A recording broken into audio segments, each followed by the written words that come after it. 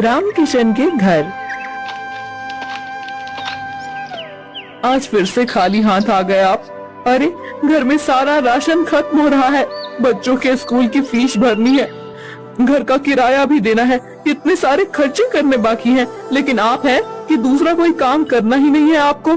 पता नहीं और आपको कितने साल ऐसे लकड़ियां काट काट कर गुजारा करना पड़ेगा। अरे अब नहीं मिलती ज्यादा लकड़ियाँ तो क्या करूँ, और मैं कोई दूसरा काम नहीं कर सकता। ये तो तुम्हें पता है, लकड़ियाँ काटना हमारा खानदानी काम है, मैं इसे नहीं छोड़ सकता। तो क्या हम हमेशा ऐसे ही रहेंगे? मैं तंग आ गई हूँ इस गरीबी से। तुम चिंता मत करो, मैंने सुना है कि गांव के बाहर जंगल में कई पेड़ हैं। मैं कल से वहां जाकर लकड़ियां तोड़कर फिर उन्हें बेचकर घर आऊंगा। देखता हूँ थोड़े पैसे मिल जाएं तो। अगली सुबह रामकिशन लकड़ियां तोड़ने अपनी कुल्हाड़ी लेकर जाने लगा। अनीता, कुछ खाने को दे दो, साथ लेकर जाता हूँ। जंगल के बीच पता नहीं कितना समय लगेगा। जी, सब्जी तो नहीं है, सिर्फ सूखी रोटी है, वही ले जाइए। रामकिशन जंगल में आ गया। वह आकर, अरे वाह, यहाँ तो बहुत बड़े बड़े पेड़ हैं। मुझे पहले ही यहाँ आना चाहिए था। अगर पहले आ जाता तो ज्यादा लकड़ियाँ काट कर ज्यादा पैसे कमाता। अनीता की शिकायत भी थोड़ी कम हो जाती। चलो कोई नहीं, पहले नहीं तो अभी ही सही। चलो काम पर लग जाओ रामकिशन। रामकिशन लकड़ियां तोड़ने लगा। बहुत देर लकड़ियां तोड़ने के बाद वो थक गया और बैठ गया। उसने अपनी साथ लाई हुई रोटी खाई और पानी पी लिया। फिर तोड़ी हुई लकड़ियों की 2 गड्डियां बनाई और उन्हें सर पर उठाकर ले जाने लगा। गांव में आकर, लकड़ियाँ ले लो, सूखी हुई लकड़ियाँ ले लो, अरे भाई लकड़ियाँ ले लो। कोई भी रामकिशन की लकड़ियां नहीं खरीद रहा था। रामकिशन आगे जाने लगा। वो बहुत थक गया था। उसे लग रहा था कि अब इतनी सारी लकड़ियां उसे घर ले जाने पड़ेंगी। तभी, अरे ओ लकड़ी वाले, जरा रुको तो। जी मालिक, आपको लकड़ी चाहिए क्या? हाँ चाहिए तो, लेकिन दाम कितना है एक गड्डी का? जी 50 रुपए। क्या एक गड्डी का 50 रुपए? ये तो बहुत महंगा है। मालिक, अगर दोनों गड्डियां एक साथ ले लो तो मैं 80 रुपए में दे दूंगा। इतनी महंगी लकड़ी? ये लकड़ी तुम अपने घर में तो नहीं बनाते, ऐसे ही कहीं से तोड़ कर लाते हो? फिर इतने ज्यादा दाम क्यों रखते हो? 60 रुपए में देते हो तो ले लेता हूँ दोनों गड्डियाँ। मालिक, लकड़ी तो ऐसे ही लाते हैं, लेकिन उसे तोड़ने के लिए मेहनत भी तो लगती है। कितनी दूर जंगल में जाना पड़ता है, सूखा पेड़ ढूंढना पड़ता है, फिर लकड़ी के छोटे छोटे टुकड़े करके उसकी गड्डियां बनानी पड़ती हैं। अब इतनी मेहनत का कुछ तो फल मिलना चाहिए ना। चलो ये बात भी ठीक है, ना तुम्हारा ना मेरा। तुम ये दोनों गड्डियां मुझे 70 रुपए में दे दो। देखो वहीं थोड़ी दूर पर मेरा एक ढाबा है। मुझे चूल्हा जलाने के लिए रोज बहुत सारी लकड़ियों की जरूरत पड़ती है। अगर तुम मुझे कम दाम में लकड़ी दे दोगे तो मैं तुमसे ही खरीदूंगा। और चलो, ढाबे पे जो बचा हुआ खाना होगा उसमें से भी थोड़ा तुम्हें दे दूंगा। अब तो ठीक है? ठीक है मालिक, आप 70 रुपए में ले लीजिए ये सब लकड़ियाँ। मैं कल भी आपके ढाबे पर पहुँचा दूंगा। सूखी राम को लकड़ी बेचकर उसके ढाबे से थोड़ा खाना लेकर रामकिशन घर आ गया। ये क्या लेकर आए हैं? खुशबू तो बड़ी अच्छी आ रही है। लगता है आज बहुत ज्यादा पैसे मिले हैं। ज्यादा तो नहीं, लेकिन एक ग्राहक मिला है जिसे रोज लकड़ियों की जरूरत पड़ती है। ये लो, उसी ने ये खाना दिया है और ये 70 रुपए 2 गड्डियों के। क्या 2 गड्डियों से सिर्फ 70 रुपए? आप तो एक गड्डी 50 रुपए में बेचते हो। 30 रुपए का घाटा। अरे वो छोड़ो, ये देखो कि रोज के लिए एक ग्राहक मिल गया। हाँ, पैसे थोड़े कम हैं, लेकिन ठीक है, उसके बदले में खाना भी तो दे रहा है ना। ऐसे ही दिन बीत रहे थे। एक दिन जब रामकिशन लकड़ी तोड़ रहा था, तब उसके हाथ से उसकी कुल्हाड़ी छूट गई और चींटियों के बाम्बी पर गिर गई। उस बाम्बी से कड़कड़ ऐसी आवाज आई। अरे ये क्या? लगता है चींटियों की बनाई हुई ये बाम्बी टूट गई। अब चींटियां बाहर आएंगी और मुझे काटने लगेंगी। चलो अभी जाता हूँ यहाँ से। रामकिशन जा ही रहा था कि उसे पीछे से आवाज आई। रुको मूर्ख! रामकिशन ने मुड़कर देखा तो उसके सामने पूरे शरीर पर मिट्टी लगे हुए एक ऋषि खड़े थे। मूर्ख, तूने मेरी बरसों की आराधना को तोड़ दिया है। मुझे माफ कर देना ऋषिवर, मेरे हाथ से ये गलती से कुल्हाड़ी छूट गई और इस छत्ते पर जाकर गिरी। मुझे लगा कि अब ये चींटियां बाहर आकर मुझे काट लेंगी, इसीलिए मैं भाग रहा था। तुझे क्षमा नहीं, दंड मिलेगा। मैं तुझे श्राप देता हूँ कि तू अभी के अभी एक कौवा बन जाए। नहीं नहीं ऋषिवर, मुझे ऐसा श्राप मत दीजिए। मेरे घर पर मेरी बीवी बच्चे हैं, अगर मैं कौवा बन गया तो उनका क्या होगा? क्रोध में आकर मेरे मुख से तुम्हारे लिए ये श्राप निकल गया। अब मैं उसे वापस नहीं ले सकता, लेकिन तुम्हें उसका निवारण बता सकता हूँ। जब भी किसी पुण्य आत्मा के हाथ से तुम खाना खाओगे, तब तुम अपने असली रूप में आ जाओगे। लेकिन ऋषिवर, आप भी तो पुण्य आत्मा हैं। मैं एक ऋषि हूँ। तुम्हें एक ऐसा पुण्य आत्मा ढूंढना है जो बिना किसी स्वार्थ के छोटे से छोटे जीव के प्रति जीव दया रखे।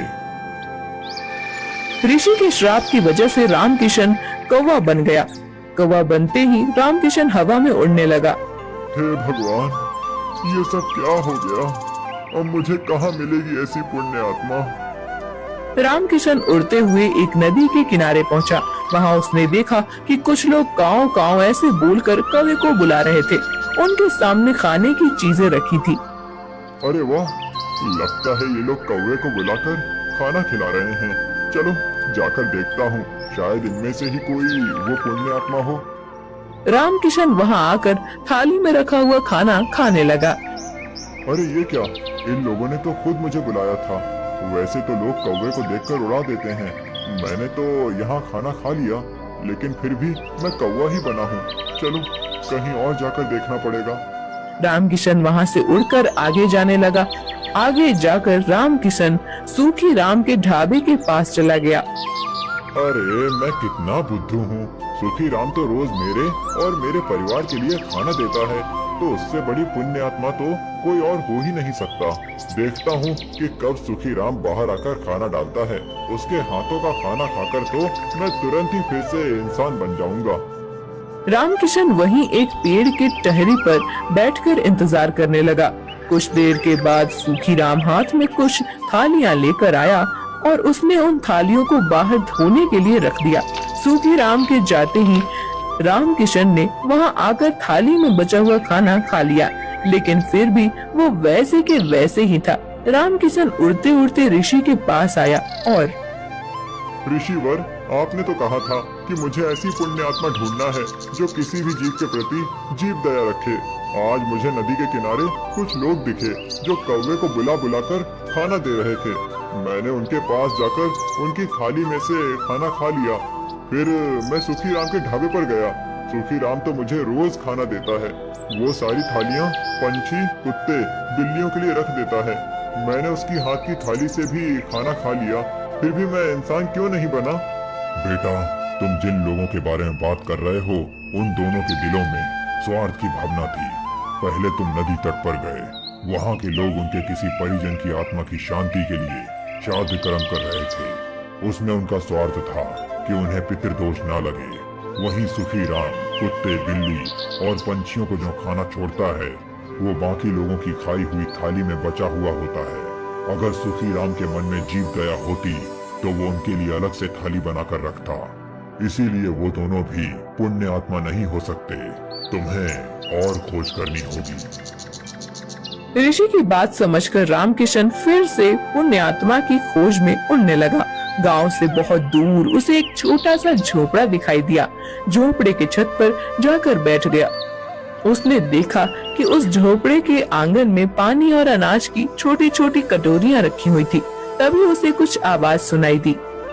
अरे, ये आप क्या कर रहे हैं जी? यहाँ तो हमारे खाने के लाले पड़े हैं और आप ये रोज रोज पंछियों के लिए अनाज के दाने रख रहे हैं। घर में सिर्फ 4 मुट्ठी चावल थे, उसमें से आप 2 मुट्ठी इन कटोरियों में रख दिए।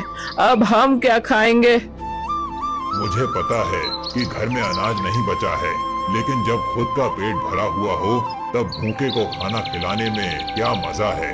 असली इंसानियत तो वो है जब हम खुद आधे पेट रहें और भूखे का पेट भरने में मदद करें। लेकिन हम ही क्यों जी, दुनिया में करोड़ों लोग हैं, वो भी इन पक्षी और जानवरों के बारे में सोच सकते हैं। एक हमने ही ठेका नहीं ले रखा है। अगर हर कोई यही सोचे तो इस दुनिया में इंसानियत का नामो निशान मिट जाएगा। एक बात बताओ, ये पंछी जानवर गांव और शहर में क्यों आते हैं? क्योंकि हम इंसानों ने इनके रहने खाने की जगह छीन ली है। पहाड़ तोड़कर, जंगल काटकर, नदी तालाबों को पीछे हटाकर वहाँ पर सड़कें, ऊंची ऊंची इमारतें बना दी। पेड़ काटते समय किसी ने भी ये नहीं सोचा कि इन पेड़ों पर पंछियों का बसेरा होगा। पेड़ों पर लगने वाले फलों से भूख मिटाते होंगे। सबको सिर्फ अपनी तरक्की चाहिए, फिर चाहे किसी का घर ही टूट जाए। लेकिन मैं ऐसा नहीं सोचता। कुदरत ने जितना हक हमको दिया है यहाँ रहने का, उतना ही उन सभी जीवों को भी दिया है। हमारा क्या है, हम तो बूढ़े हो गए हैं, पता नहीं और कितनी जिंदगी बाकी है। लेकिन जब तक जिंदा हैं, तब तक इन्हें खाना खिलाकर संतोष मिलेगा मुझे। ऐसा कहकर दादा अनाज खाते हुए पंछियों को प्यार से निहारने लगे। रामकिशन भी नीचे आकर उनके रखे हुए एक कटोरी से खाना खाने लगा। अनाज का एक दाना उसके मुंह में जाते ही रामकिशन पहले जैसा बन गया। उसे ऐसे अचानक देखकर, अरे ये क्या, कौन हो तुम और ऐसे अचानक कैसे प्रकट हो गए? आप सच में एक पुण्य आत्मा हैं। मैं आपको सब बताता हूँ। पहले मैं आपका धन्यवाद करना चाहता हूँ। आपकी वजह से मैं असली रूप में आ गया। आपका बहुत बहुत धन्यवाद। फिर रामकिशन ने रिसीवर वाली सारी कहानी दादाजी को बताई। ऐसी कोई बात नहीं बेटा, मैं तो सिर्फ अपना कर्म कर रहा हूँ। नहीं बाबा, आप नहीं जानते कि आपने मुझ पर कितने उपकार किए हैं। आपके दिल में सच में बहुत जीव दया है।